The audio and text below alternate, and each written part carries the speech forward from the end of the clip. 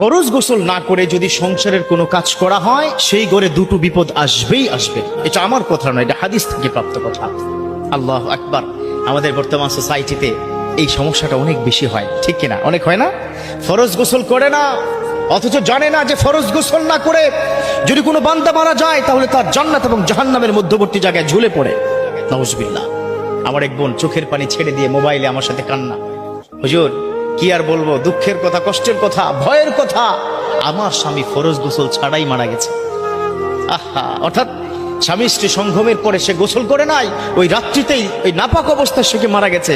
আমাকে জিজ্ঞাসা করে, হুজুর তিনি কি জান্নাতি নাকি জাহান্নামী? কত কঠিন কথা, স্ত্রী স্বামীর বিষয় কথা বলে।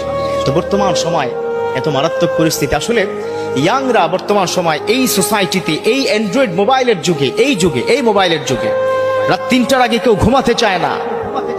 তারপরে কি করে, যখন ঘুমিয়ে যায় ফজরের সময় উঠতে পারে না। বিশেষ করে এই যে ইয়াংরা, তোমাদের এই প্রবলেমটা আছে। You always watching slang video, তোমরা অনেক রাত করে তোমরা ঘুমাও।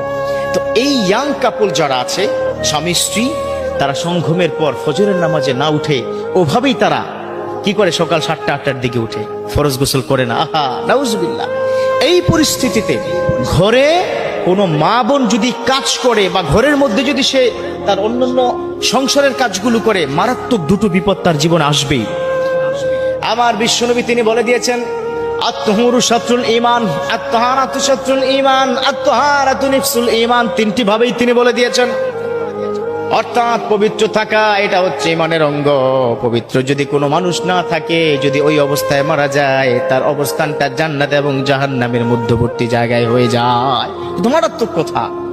এজন্য পবিত্র হতে হবে। কি হতে হবে? পবিত্র হতে হবে। আমার বিশ্বনবীর স্পষ্ট কথা, কোনো মা, কোনো বোন, কোনো স্বামী অপবিত্র অবস্থায় সে যদি আল্লাহর কাছে যায়, আল্লাহর সিদ্ধান্ত সে কি জান্নাতে যাবে নাকি জাহান্নামে যাবে। কত মারাত্মক কথা।